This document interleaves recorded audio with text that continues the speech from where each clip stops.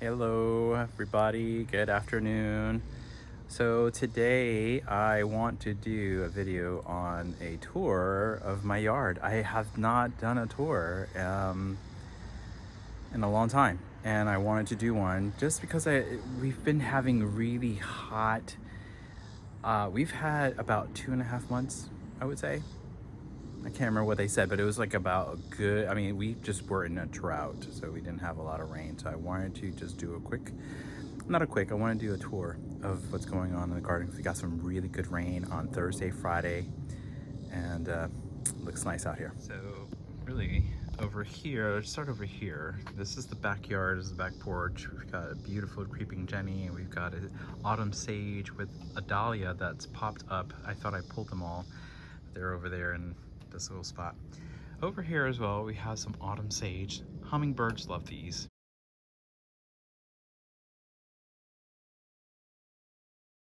Looking really, really good. And I also have some Mexican petunias, as you can see some of the purple here.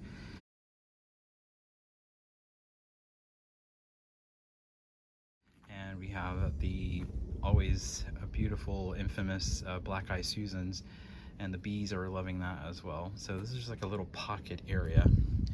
Come back this way so you can see it from this angle.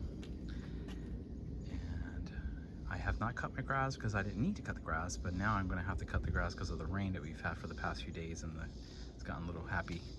Right here in this long oblong feature that I have in this portion of our yard is wave petunias. I think they're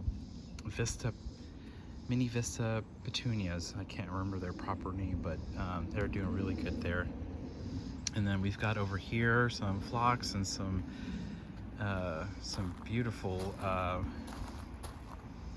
cone flowers. These are, I think they're called Baja Sombrero cone flowers.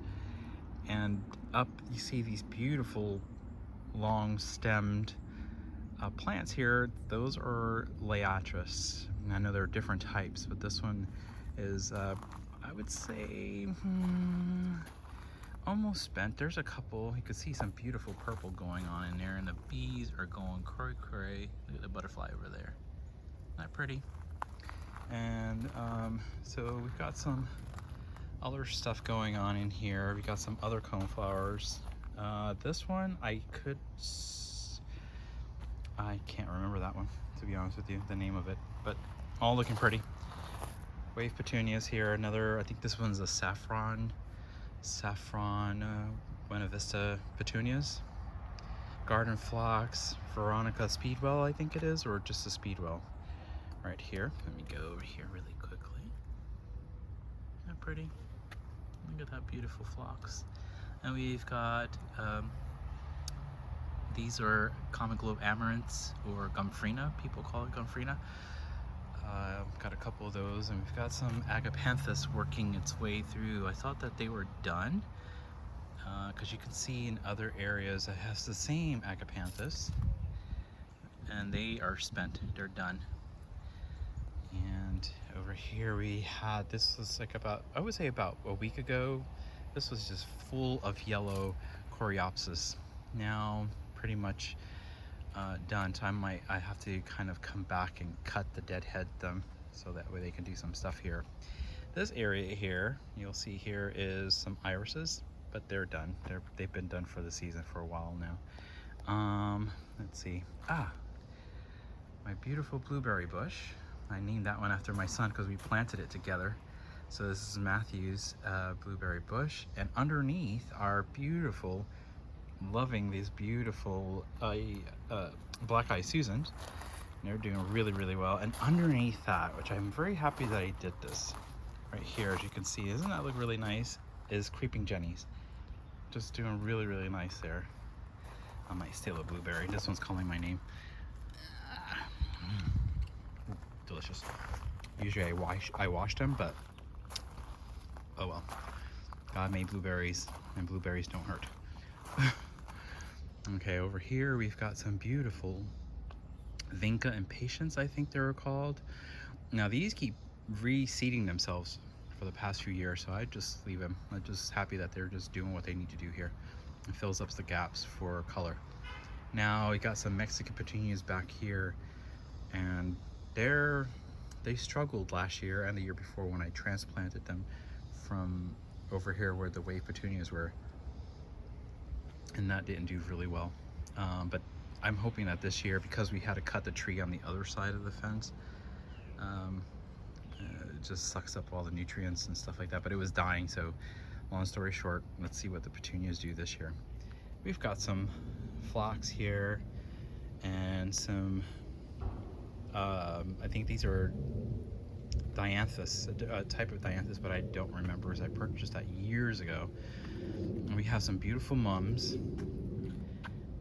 and irises, and we got some beautiful I think these are English. No, these are not English. These got to be Spanish lavender here. And so, and then some more Mexican petunias, and also I think these are called let's see, they just grow, but they are just so cool. I just think they're just so beautiful, so I just leave them. They're daily flowers. I can't remember. I used an app and it told me what it was, so I just leave them alone. Anyway, all right, so here's my little space here, seating area. These are impatient vincas in this little pot. So yesterday we had a beautiful, great rainstorm. We had a great downpour, so I have to close the umbrella. Let's see, over here in this pot we've got some canna lilies. They'll probably still put some flowers in the next few weeks. They're still doing some great stuff there. These plants here, I think they're called spider lilies, if I'm not mistaken. And look how beautiful they are. I brought this on the side of the road in Florida. I thought they were so interestingly cool, so I decided to bring those back home. I live in Georgia, Zone 8A. I don't know if I said that earlier, but I think those are going to look really, they're doing really good. They're strong now. Got some lavender here. Pretty. Okay, and now over here, this bed is doing really, really well. We got some variations of the Vinca impatiens. Gomphrena here, or common globe amaranths. You see a lot of butterflies. You see a lot of skippers in there. Some bees, baby bees, little tiny bees, native bees, which is really great. And I'm trying to get myself into that realm in my gardening, is to get some more plants, flowering plants that pollinators are going to attract themselves to, and host plants. Here we have some milkweed, and they're starting to do really well. Down here, I forgot to mention, is some ornamental oregano. So they're doing really nicely down there. And okay, so let's go now over here. We got these beautiful Arizona cypresses. This one I brought for my wife for Valentine's Day. We had another tree here, we had apple tree, and it didn't do really well. It was just struggling over the past few years. And we've had some other Arizona cypresses, as you can see here along the side of our fence. And so what I ended up doing was putting that there, so that way that grows and gives a nice, as you can see a little bit on that side, our neighbor who we love has a pool that is a raised pool, and my wife was like, well, maybe we can just get another Arizona cypress just to give a little privacy for both of us. I can't remember what this bush is at the top of my head, but I've got 3 in between each Arizona cypress. So working my way down to the backyard, to the reflecting garden. And here's a beautiful plum tree. This one I named it after my grandmother, Maria Maria. And right now, just recently, I would say the past few days, I had these soft touch hollies in these really tall pots, which I'll show you. And what I ended up doing was, because they were turning brown, I think because they needed, I don't know if they needed more, they needed to go into the ground more. They were just not doing really well. So I ended up doing is grabbing these blue pots here. Now these are plastic. I ended up cutting the bottom and planted them here because I had these blue pots with just basket plants with flowering basket plants, and they put their flowers. And so what I ended up doing was moving those, digging the hole here, cut the bottom of the pot so that way the bush, the soft touch holly, can still be in a pot, but then it's close enough to the ground where it can continue to grow and have a little bit of color interest over here on the side of the I guess beds, or the Arizona cypress, the plum tree, and then you've got these guys here. All right, I wanted to show you really quickly. I have been expanding on the beds over here, and so what I'm doing is I'm going to be ripping all of this out. This will be another bed, so you see how that's all there. So it's going to come out to this point here, and then what I'm going to also do is rip this all pathway up, and I'm going to get rid of that grass, continue the pea gravel that you see there, and continuing it all the way up to this point, and then go up into this dollhouse that we have here. Dollhouse is a dollhouse that was given to us by our neighbor, which lives right behind us. She was so sweet. My daughter was, I think she was like 7 or 8. She was like, I'm not going to use it. My grandkids are old now. They're not going to use it. So you want to take it? And I took it. Brought it through the fence, chain link fence here, chain link fence, and then brought it through, laid it there. But now my daughter, she's going to college. We're not using it. So what I'm going to end up doing here is repurposing this dollhouse as a chicken coop. I've been saying that for a while, but I haven't gotten there yet. So what I'm going to end up doing is getting this prepared so that way we have a beautiful little chicken coop going on there. Anyway, so the pea gravel is going to continue up into this area. And now I'm ripping up all the grass up to this point. As you can see, I'm ripping that all up to the wood border. And I'm going to just put just all, I would think, my gut feeling is saying to put the Midnight Masquerade penstemon, all one color. I'm leaning towards just one color in this little part. And then over here, this is pieces of metal from a tent that broke one last year in the summer. The wind came and ripped it all apart, and so I'm just using it for staking stuff. But for now, I'm just using it as an outline. So what I'm going to do is continue this rocks as a border up to that point, and then so moving those rocks, and all this will be daylilies. I'm going to do, I think I want to try different color daylilies. Right now we have Stelladora daylilies in this area here, so I'm going to keep that momentum going on. Oh, before I go any further, I have a beautiful butterfly bush. I know that butterfly bush can be invasive in certain parts of the country. This one here has done really well for us so far. It hasn't spread, but then I have mulch here, so I'm always keeping an eye on stuff like that. And then we have I think it's emperor maple tree, Japanese maple tree. So that one's doing really, really well there. And this one here was a crepe myrtle, but as you can see, it's gone. I thought it was going to pull through, and I have moved it earlier in the springtime, very, very early, like almost February. It was actually where the emperor Japanese maple was at. I moved it over here, and this tree was just really stunning in the fall. It changes color. I have never seen it put any flowers, but it did put a lot of color, like oranges and yellow leaves in the fall. So I thought this would be a great spot for it, but didn't make it through. So I'll have to find something else to put here, because this is a lot of area, real estate for not to have anything there. So I'm going to work on that. Okay, so let's go back over here really quickly. Now we're entering into the reflecting garden. So got a water feature, and I guess here will be a great way to explain this area here. So we see the dollhouse here, and I'm going to be ripping this all up.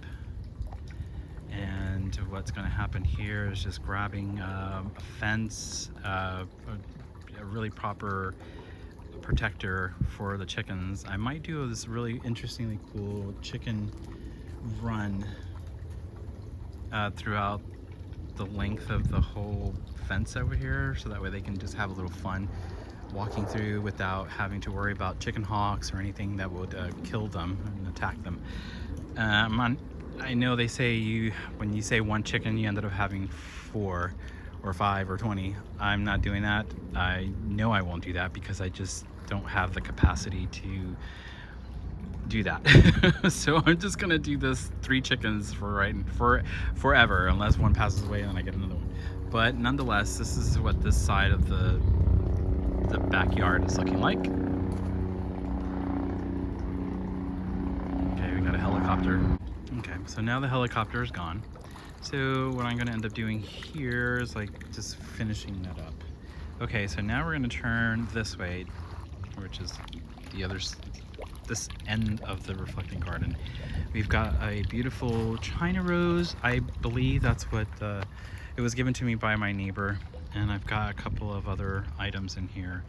But the beauty of this spot right here is these beautiful, lo and behold, I think it's a blue chip semi-dwarf buddleia or butterfly bush.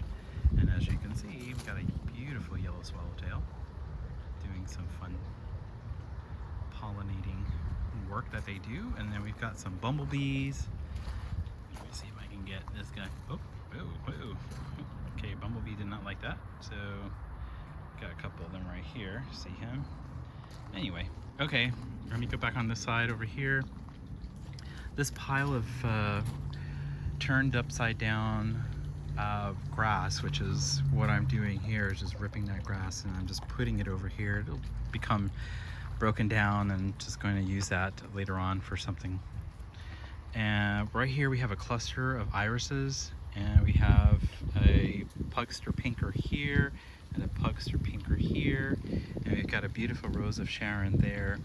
This Rose of Sharon has been struggling here for a long time, and I've moved her a little further from back there to the front, but she's got to do I got to do something else.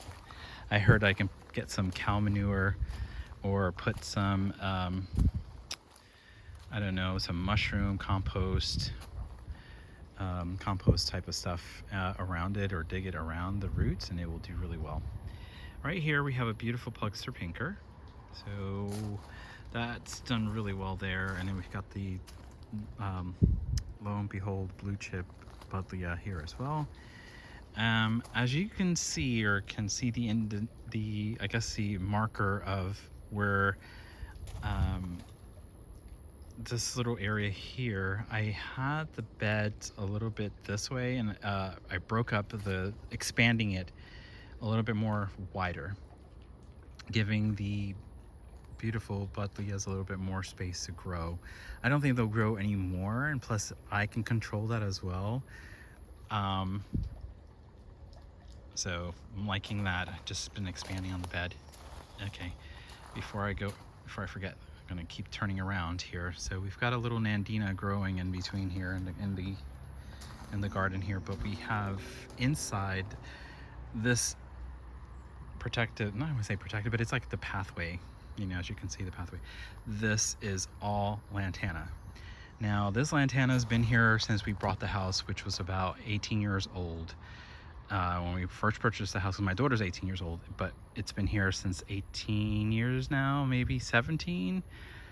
And let me tell you, this thing was so far back, and now it's just grown and pushed itself forward, which I love. So I can see that it's doing its thing, which I don't mind. And the flowers have done really, really well. It's already, I would say it's spent a little bit, like it might come back in the next few days. Got a couple of them trying to bud, so we'll see. Okay, over here, as you can see, I've actually pushed I've actually pushed the rocks a little bit more out this way so I can stretch on this bed a little further more.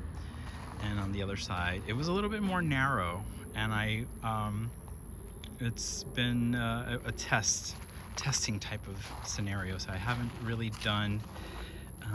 It's a fairly new garden, guys. Just so you know, it's been a labor of love. It's truly a gift for my wife, and for all of us, really. But it was mainly for my wife. It was meant to be a reflecting space. You know, my father-in-law passed away a couple years ago, and my wife was just struggling.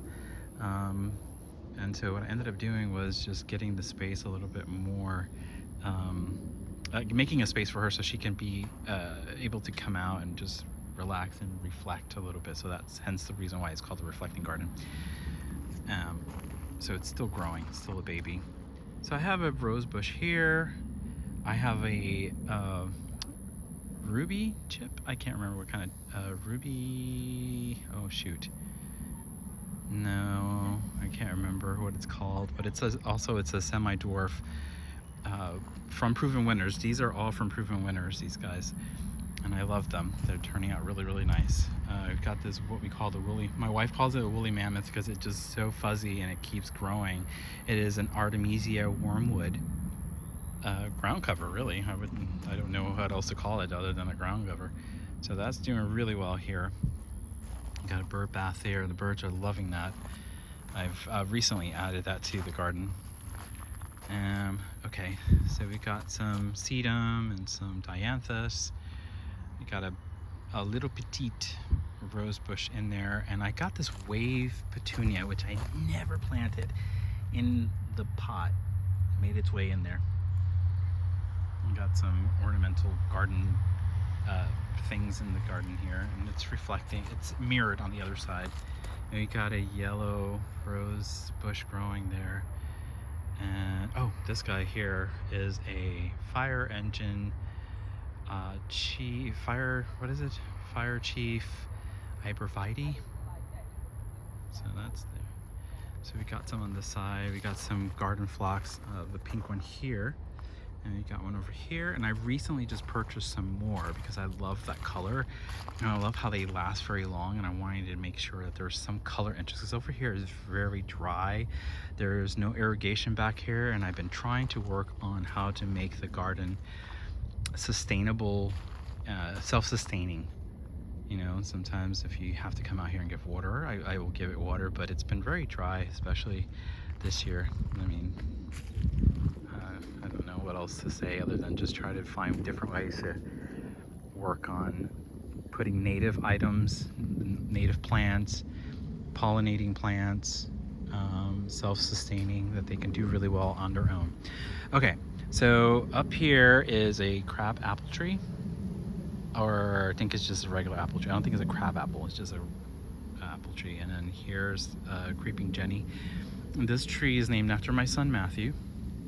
And I call him my son, S-U-N. He's the light of our family. And so I put the sundial type of, not really a sundial, but just this, you know, a circular pattern with rocks and stuff like that. So, and then there's some chairs back here to sit. Okay. I knew I had to talk about this pots here. Okay, so those soft touch hollies that I was showing you earlier, which are right over there, were in here. And so what was going on, I don't know. I just didn't want them to die. So I don't think there was enough, I don't know what was going on. I was told that I can put the soft touch hollies in there, in these pots. These are porcelain or ceramic type of pots. And they did really well last year. They did really well for the beginning of the spring, and I kept, you know, watered them. But somehow they were turning brown, and I did not want them to die, so I had to cut the brown parts out. So I moved them from there. I'll figure out what to put in there. And there's another one over here on this side.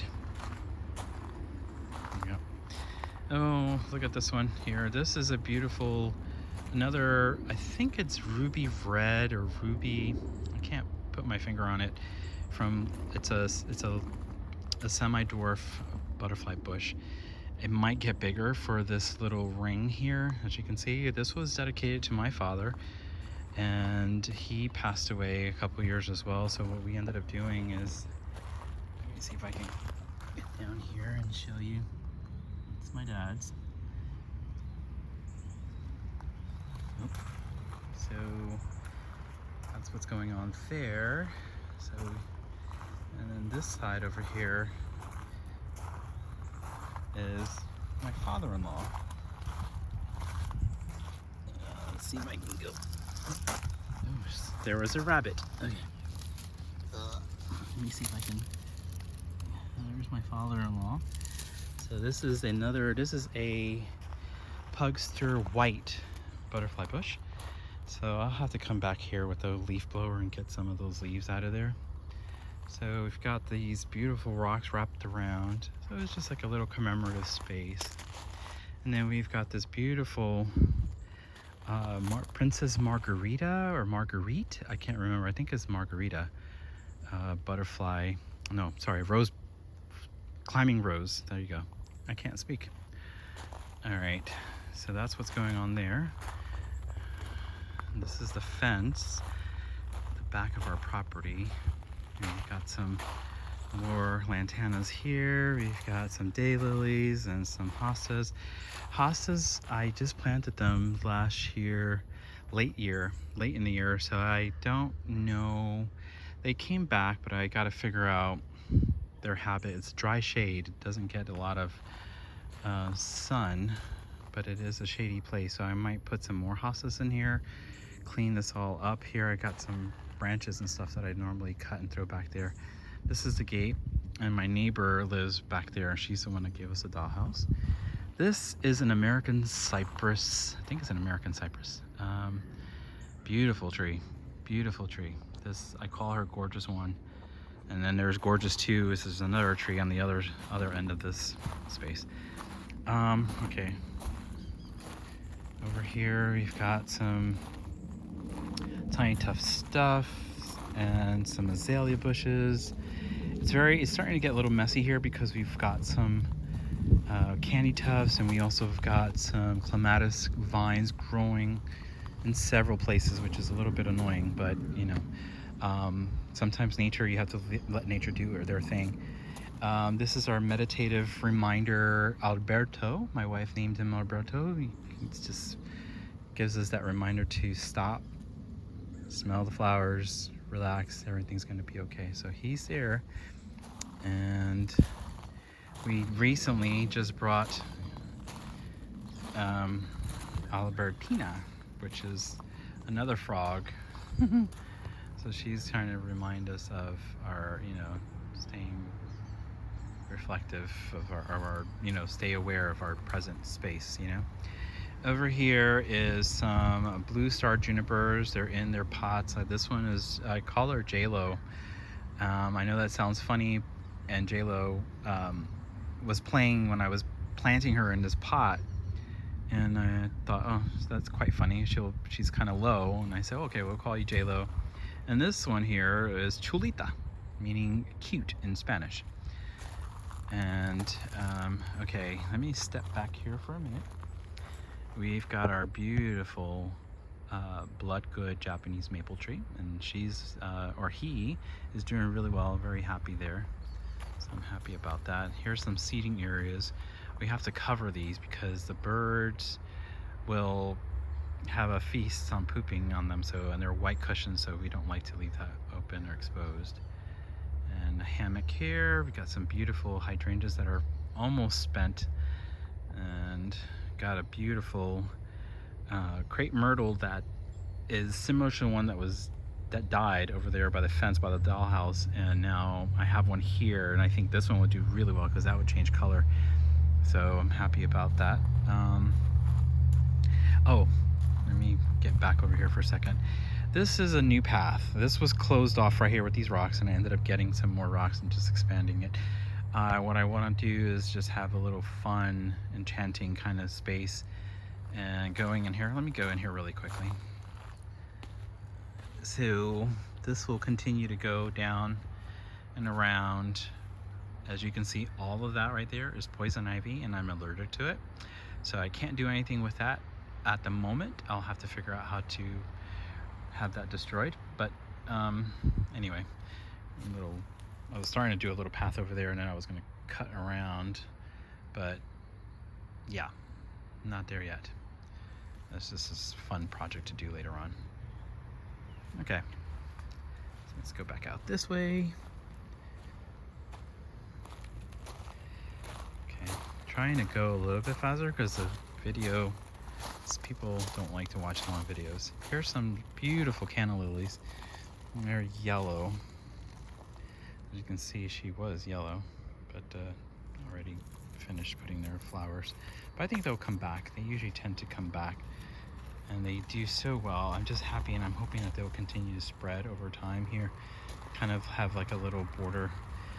What I'm going to end up doing is, in this space here, is putting a pond, so that way birds and, you know, we've got chipmunks and rabbits and all kinds of stuff coming into our garden now that we've never seen before, and just having a little space for them to drink. But I just don't have the moment to do that, so I'll probably do it in the fall. I got a couple of projects that I want to do, but all in due time. This is a beautiful Nelson Mandela floribunda bush I got from Heirloom Roses. They're a great company. I've got some really great stuff from them. So that's going to look really great once it starts to establish itself even further. This is its first season in our garden, so I'm happy about that. Over here is another soft touch holly and an Abelia kaleidoscope, named that one after my godson Alex, and that one over there is named after my other godson, which is Alex's brother, my godson Xavier.